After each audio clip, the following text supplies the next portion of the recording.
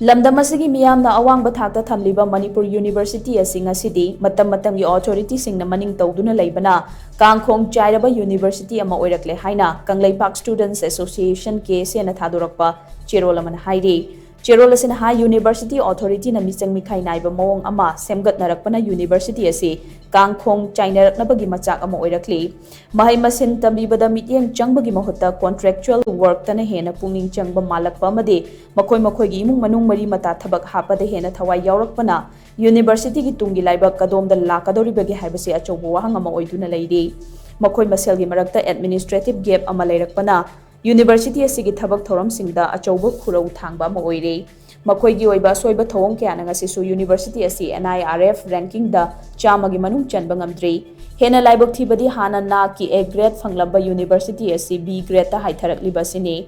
asumna kaitharakliba University asigi tekchak khudingmak haujik leiba authority asina pufam thoi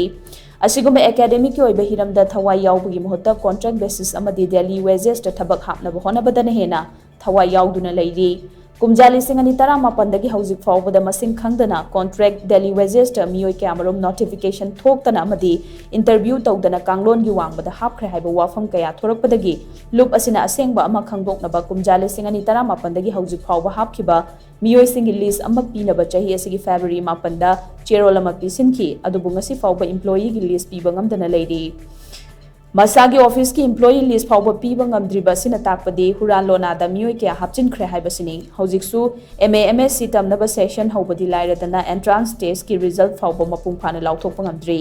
hena ngaglibadi BAC gi ani suba amadi mari suba semester gi exam fawba haidokpa loishinba ngamdana leiri amoromda muk MAMSC tamnaba gi entrance result department khara gi haidorakpada reservation gi norms asi amaga khenaba amadi asoiba kaya leiri haiduna musuna fongdorakliba sina takpadi Manipur University asi mapu pandaba University ama oide haibani asigumba asoiba sing puthoraktuna miyamda mitna kong oheliba musugi thaupuba singbu ke sena haininga litana thagatpa phongdokli amadi Manipur University bu kannaba paikhalakpa musugi thabak thoram singda ke sena angamba thakta mateng pangani hairi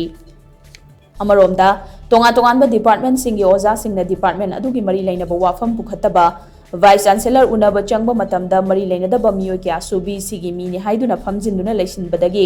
oza sing maning tamna wafam pukhatpa ngamdaba amadi department singi confidentiality mangbagi wafam kya leibana pendraba oza kya na wakalakpasu leirei oza ama oina department singda famduna mahiroi sing takpi tambibagi mahota VC gi office manungda adumak leiriba sigi wahan thokarino maramaduna oza sing na working hour manungda department singda lengdana Lehenabagi Khongthang BC na paikhatkadabani loinana oza ama oiraga oza amagi ethics ki wangmada thika taunaba cheliba sing amadi percentage launaba tawriba sing khudaktagi lepkadabani ojagi maikhum uptuna atopa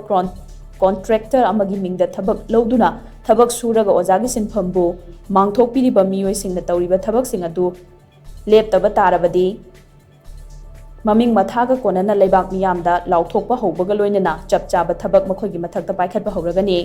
Contract work ta thawai hena yauriba amadi huralona da thabak tawriba University asiga authority singi mathakta KSA gi akhanaba timamana thigatuna Manipur University da hojik chathariba amotpa thabak sing miyam da khanghanabagi khongthang paikhatpa hauragani CBI amadi Union Education Minister da su CHEROL thaduna MU authority gi makhada inquiry tawna batakshilagani haina su CHEROL asna makhadari